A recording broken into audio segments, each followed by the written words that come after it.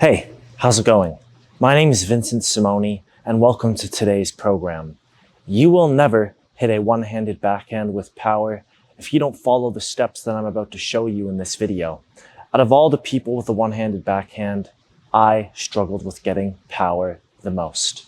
And it wasn't until I found a system for this shot and I modernized my one-handed backhand that I was able to find great success and consistent results. And today, I'm going to share them with you. So let's begin. So the first step in getting power back on your one-handed backhand is loading in the first place and getting a really good coil and turn. So this is step number one.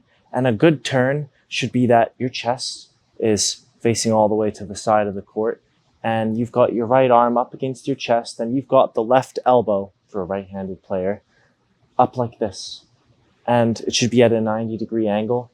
And we want to make sure that we are fully turned, but not with the arms, with the body instead. So we're making a unit turn with the hips and the shoulders and the torso. We're not just pulling back our arms. So a lot of people set themselves up for complete failure on this shot by not getting a simple, good unit turn, which is the foundation of your very powerful one-handed backhand. It's the only way to get it done.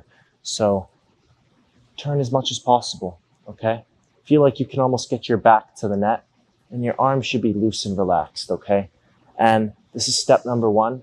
Now, step number two is probably the most powerful concept that's going to help you hit one-handed backhands like you've never felt before and get leverage and power over the ball. So in our follow-through, what you need to do is avoid dropping your wrist, okay?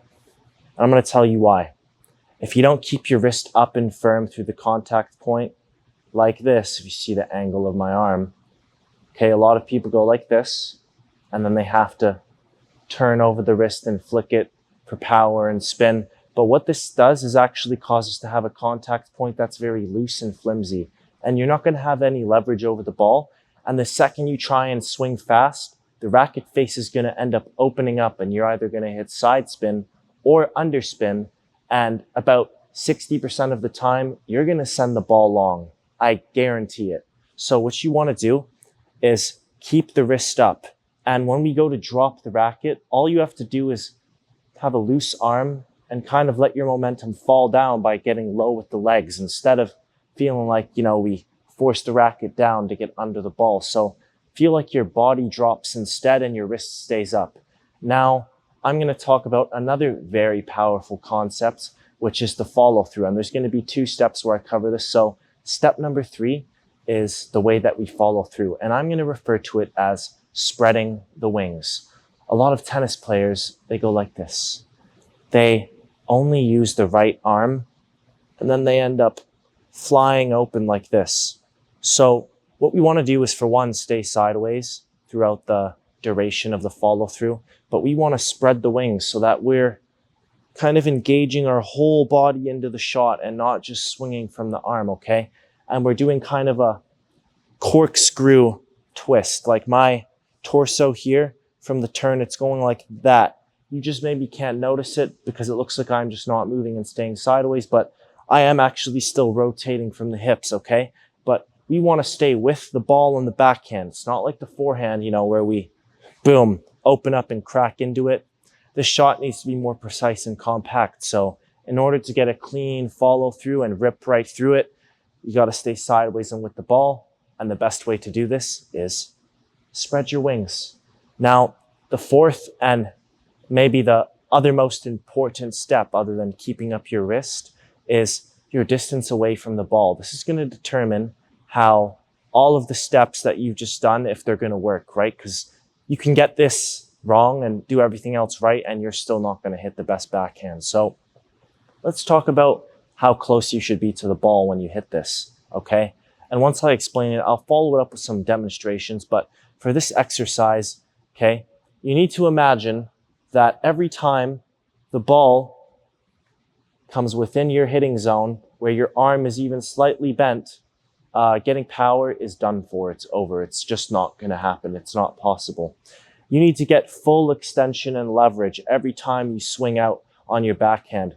But a lot of players, what they're doing is they misjudge the ball, they get too close to it, and their arm is actually bent at contact point, but it needs to be out, straight, and fully extended. Now, don't get this wrong. You don't want to have a tight and completely straight arm. It's still very loose, but the last thing you want is to give yourself a layer of resistance, which would be bending your elbow, because this isn't going to allow you to get through the shot, okay, as fast and quickly as possible. So we want a straight arm that's out to the left. And as a right-handed player, think about it like swinging out to the left, okay?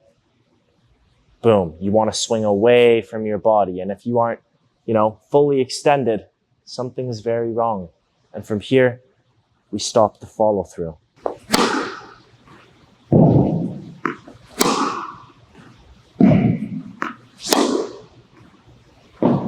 Okay.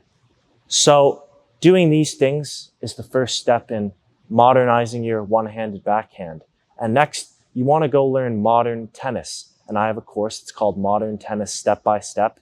And you're going to want to go into that program next because it takes what I teach here and what you've learned and it builds on it. And it shows you how to go out onto the court with power and consistency forever.